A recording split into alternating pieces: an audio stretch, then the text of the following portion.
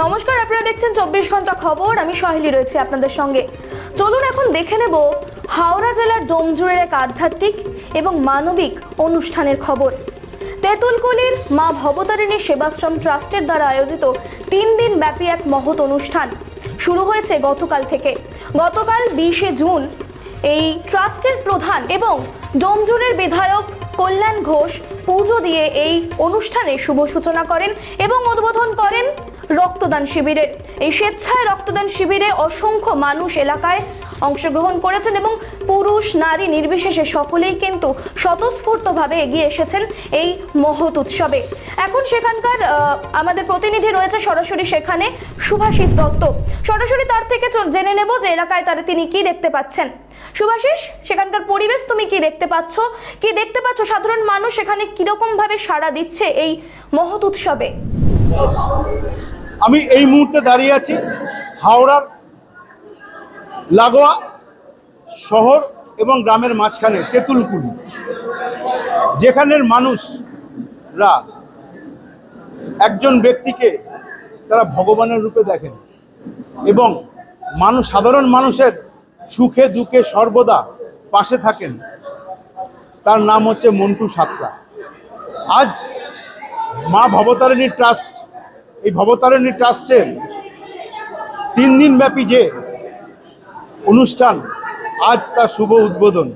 এই শুভ উদ্বোধনে blood donation camp হয়েছে।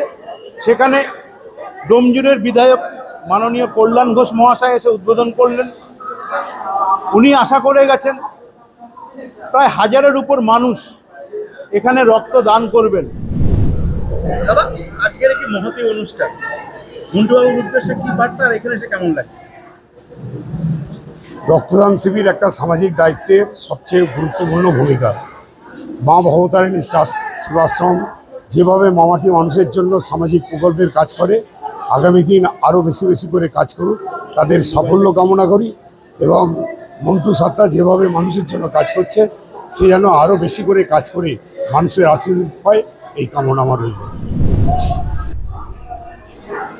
একটি রক্তের ফোঁটার মূল্য অনেক, তাই মন্টুবাবু সেই কথা চিন্তা করে আজকে এই রক্তদান শিবির দিয়ে শুরু করলেন মা ভবতারিণীর উৎসব।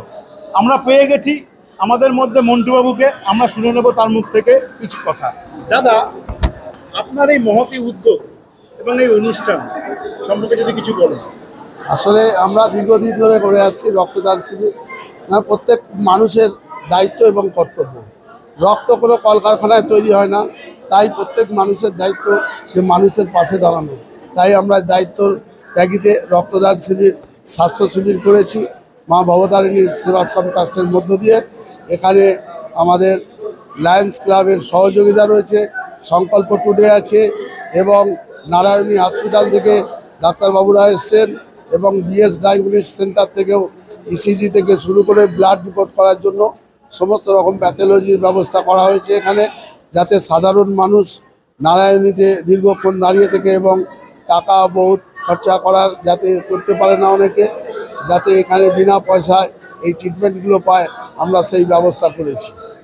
এক কথায় আপনি সারা বছর বিগত দিন থেকে দুস্থদের পাশে দাঁড়াচ্ছেন, আপনার কেমন লাগে? আসলে মানুষের সেবা করতে পেরে মানুষের আশীর্বাদ, এটা একটা বড় জিনিস। আমরা যারা মানুষ হয়েছি, পৃথিবীতে এসেছি, আমাদের কিছু একটা করে যেতে হবে। দায়িত্ব আছে, যেমন বাবা মাকে দেখার যেরকম দায়িত্ব। আমি গ্রাম থেকে সমস্ত কিছু বহন করছি, খাচ্ছি যাচ্ছি, আমরা কি দিয়ে গেলাম। তাই আমার ইচ্ছা যে আমি একটা কিছু করে যেতে চাই।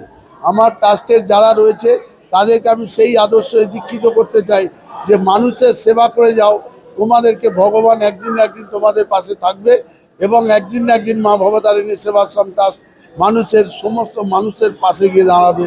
এই কথা বলতে চাই। আমরা মন্টুবাবুর মুখ থেকে শুনে নিলাম কিছু কথা।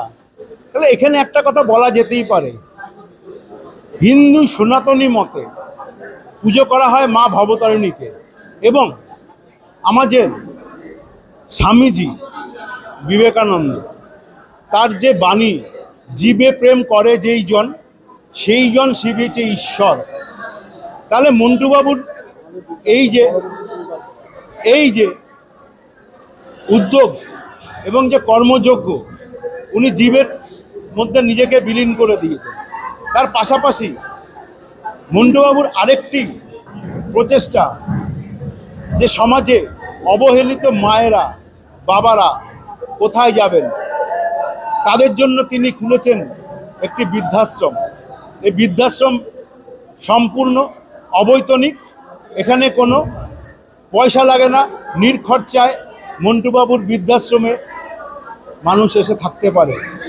কিন্তু তাদের উনি রাখেন যাদের পেছনে কেউ থাকেন না, যারা অবহেলিত, সমাজে বঞ্চিত মা এবং বাবাদের উনি ওনার বৃদ্ধাশ্রমে ঠাঁই দেন।